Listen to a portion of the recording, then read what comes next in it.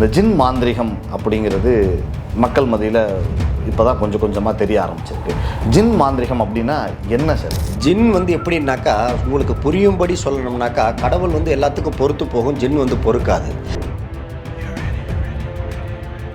எல்லோரும் கோவிலுக்கு போகலாம், இந்த கோவிலுக்கு போகலாம், அந்த கோவிலுக்கு போகலாம் அப்படின்னு கோவில்களை தேடி போகிறாங்க. ஜின் மாந்திரிகத்தை தேடி போகலாம் அப்படின்னு அந்த விழிப்புணர்வு இன்னும் மக்களுக்கு வராத மாதிரி இருக்குல்ல, அது என்ன காரணம் சார்? அங்கெல்லாம் போய் நடக்காதால தான் எங்களை நாடி வராங்க. புரியுதுங்களா? அவங்க எல்லா இடத்துக்கும் போகிறாங்க. ஏன் அவங்க வீட்டுக்குள்ளேயே கோயில் சாமி படம்லாம் இல்லையா? இந்த சொத்து பிரச்சனை பெருசாக இருக்கும் சார், காலங்காலமாக இருக்கும். தாத்தா சொத்து, அப்பா சொத்துன்னு, அண்ணன் தம்பிக்குள்ள, மாமா மச்சானுக்குள்ளன்னு பிரச்சனைலாம் இருக்கும் சார். அந்த மாதிரி சொத்து பிரச்சனைகளை ஜின் மாந்திரிகத்தில் நீங்கள் கண்டிப்பாக ஜின் மாந்திரிகத்தால் தான் உடனடியாக தீர்க்க முடியும். பல நாடுகளில் மன்னர்களே பயன்படுத்துறது. இன்னைக்கு மன்னர் ஆடுற நாடுகள் நிறைய உண்டு. இன்னைக்கு மன்னராட்சி, புரியுதுங்களா? அங்கெல்லாம் நிறைய ஜின் முறைகளை தான் பயன்படுத்துவாங்க.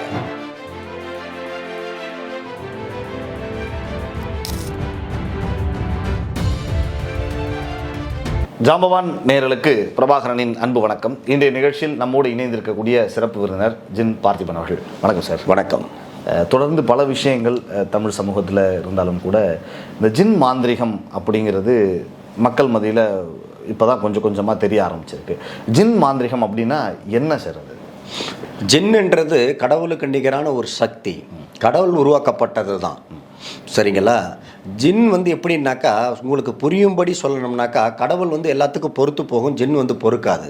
இப்போ எப்படின்னா, ஒரு தப்பு செய்கிறவனை கடவுள் மன்னிப்பாது கொடுக்கும், பொறுத்தாது போயிடும். அப்படி கிடையாது ஜின் பழக்கம். தப்பு செய்கிறவனுக்கு உடனடியாக தண்டனை கொடுக்கும். எதுவாக இருந்தாலும் ஒரே நீதியாக நேர்மையாக போகும். அதுதான் ஜின்னோட பழக்கங்கள். ஜின் அப்படிங்கிறது இங்கே மட்டும்தான் இருக்கா, இல்லை எங்கள் உலகம் பூரா இருக்கிறது ஜின்னு தான். ஒரு அரபிக் கண்ட்ரியோ, ஒரு கிறிஸ்டின் கண்ட்ரியோ, எல்லா கண்ட்ரிலையுமே இருக்கிறது. உலகம் முழுக்க ஜின்னுன்னு சொன்னால் எல்லாருக்குமே தெரியும். இப்போ இங்கே இருக்கிற கடவுள் அங்கே சொன்னால் தெரியாது. அந்த நாட்டுக்காரங்களுக்கு, ஒரு ஜப்பான்காரனுக்கோ, ஒரு நீக்ரோக்காரனுக்கோ, ஒரு வேறு கடவுளுக்கோ இந்த கடவுள்லாம் என்னென்னு கேட்பாங்க. ஏன்னா அவங்க மதத்து வழிபாடு தான் அவங்களுக்கு தெரியும். ஆனால் ஜின்னுன்றது உலகமே நடுங்கும். அதுதான் ஜின்னுன்றது. ஒரு பிரச்சனைன்னு வச்சுக்கோங்க சார், குடும்பத்தில் இப்போ நமக்கே ஒரு பிரச்சனை அப்படின்னா எல்லாரும் கோவிலுக்கு போகலாம், இந்த கோவிலுக்கு போகலாம், அந்த கோவிலுக்கு போகலாம் அப்படின்னு கோவில்களை தேடி போகிறாங்க.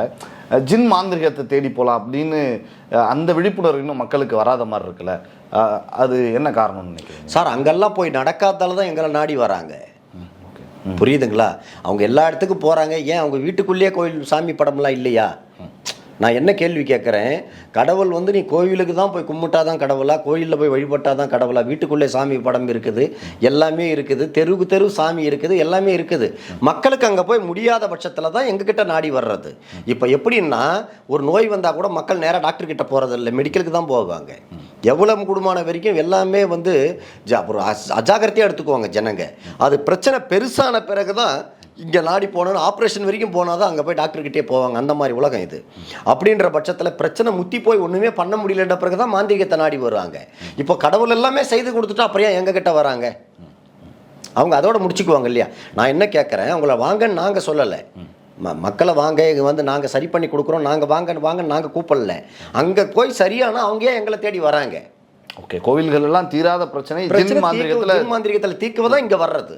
ஓகே, நீங்கள் சொன்ன மாதிரி பிரச்சனைகள் அப்படிங்கிறப்ப இன்றைக்கி இருக்கக்கூடிய பெரிய பிரச்சனைகள் பார்க்குறப்ப இந்த சொத்து பிரச்சனை பெருசாக இருக்கும் சார், காலங்காலமாக இருக்கும். தாத்தா சொத்து, அப்பா சொத்துன்னு, அண்ணன் தம்பிக்குள்ள, மாமா மச்சானுக்குள்ளன்னு பிரச்சனைலாம் இருக்கும் சார். அந்த மாதிரி சொத்து பிரச்சனைகளை ஜின் மாந்திரிகத்தில் நீங்கள் கண்டிப்பாக ஜின் மாந்திரிகத்தால் தான் உடனடியாக தீர்க்க முடியும்.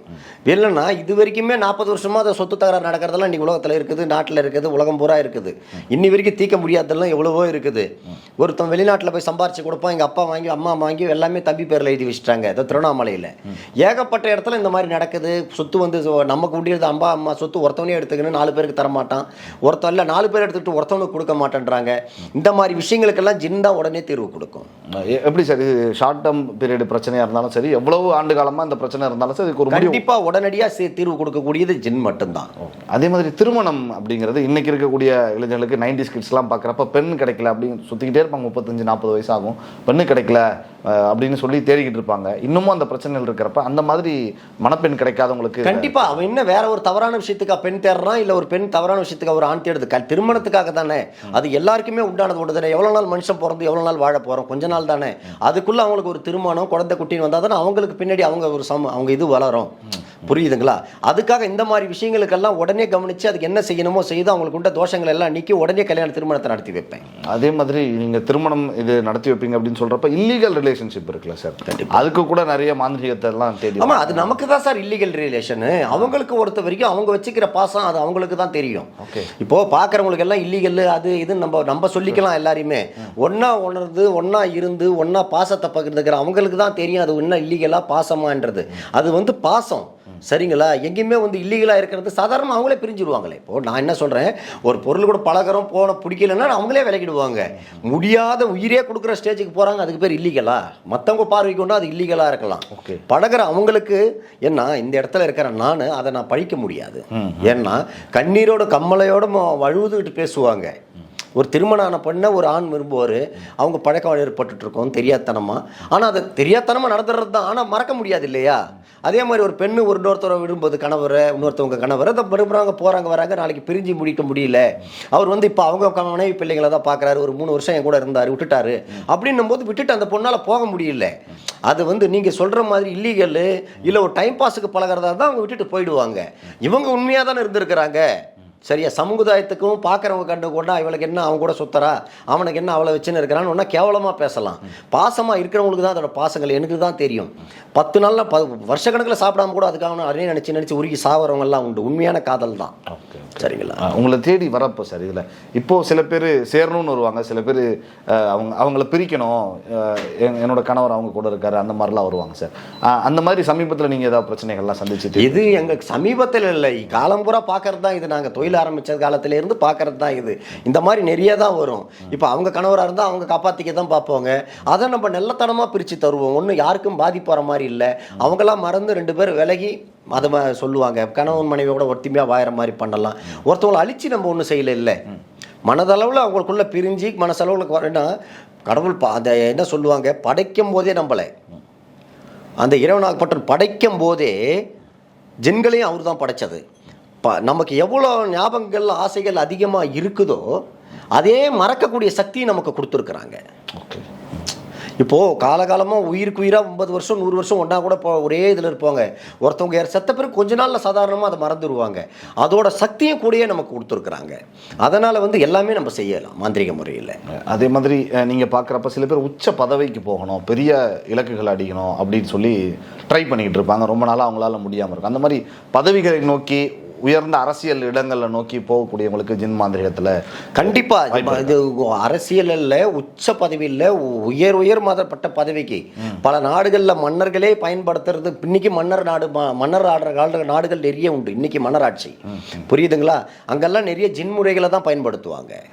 ஜின் வழிபாடுகளை தான் அவங்க பெரியாலாம் இன்றைக்கி மன்னரை வச்சு நடத்துவாங்க. ஜின்ன்றது என்ன, நம்ம பூதம் எண்டுவாங்க. சரிங்களா? அந்த பூதம் நம்மளை காக்கிறது. அந்த மாதிரி பல வேலைகளை செய்வாங்க. ராஜதந்திரங்கள் செய்யவோ மற்ற வேலைகள் செய்யவோ பூதத்தால் மட்டும்தான், ஜின்களால் மட்டும்தான் முடியும். எல்லாத்துக்குமே எல்லாராலையும் செய்திட முடியாது. ஜின்னை வச்சிருக்கிறவங்க அரசியல், சினிமா துறை, கலைத்துறை, தொழில்துறை எல்லாத்துக்குமே பயன்படுத்தலாம். நீங்கள் சொல்கிற மாதிரி பார்க்குறப்ப இப்படி பிரபலமானவங்க இல்லை நிறைய பொருள் படைச்சவங்க வசதியானவங்க மட்டும்தான் இதை அணுக முடியுமா, இல்லை சாமானியன் கூட வரலாமா சார்? அப்படியெல்லாம் கிடையாதுங்க. மனுஷனுக்கு எல்லாருக்குமே பிரச்சனை உண்டு. சாமானியன், பெரிய மனுஷன், பணக்காரன், ஏழைன்றது கிடையாது. ஒரு சாதாரண கூலி தொழிலாளி பொண்ணு வாழலன்னு கூட எங்ககிட்ட தேடி வருவாங்க. ஒரு தொழிலதிபர் பிள்ளை குடும்பம் தான் பொண்ணு வாழ மாட்டேதுன்னு தான் இங்கே தேடி வராங்க. சரிங்களா? ஒரு ஏழையும் தான் என் புள்ள எனக்கு அடங்கலை, எனக்கு புள்ள சரியா இல்லை, போதைக்கு அடிக்ட் ஆகிட்டான்னு வராங்க. பணக்காரனும் தான் வராங்க, என் புள்ள இப்படி கெட்டுட்டான், வெளிநாட்டில் இருக்கிறான், சரியா இல்லை ஆளுன்னு வராங்க. இங்கே ஏழை பணக்காரங்கன்றதெல்லாம் கிடையாது. ஜின் கிட்ட எல்லாரையும் ஒரே மாதிரி தான் பார்ப்போம், எல்லாருக்கும் ஒரே மாதிரி தான் நிலப்படுத்தி கொடுத்துருப்போம். அதே மாதிரி சார், வேலை கிடைக்கல, ரொம்ப நாளாக முயற்சி பண்ணிடுறோம், படித்து முடிச்சு படிப்புக்கு ஏற்ற வேலை கிடைக்கலன்னு போகிற நிறைய இளைஞர்கள் இந்த ஜெனரேஷனில் இருக்காங்க. அவங்க உங்களை தேடி வந்தால் வேலை கிடைப்பதற்கான வாய்ப்பு? வேலை கிடைக்கல போகலைன்றது இல்லைங்க. ஒன்று தகரத்தை நமக்கு தகுதி இருந்து அது மேலேயே நமக்கு நாட்டம் இருந்து அதில் ஏதோ ஒன்று அச்சீவ் பண்ணி போனாலும் சரி, கண்டிப்பாக அதை ஜின்களால் எல்லாமே செய்து கொடுக்க முடியும்.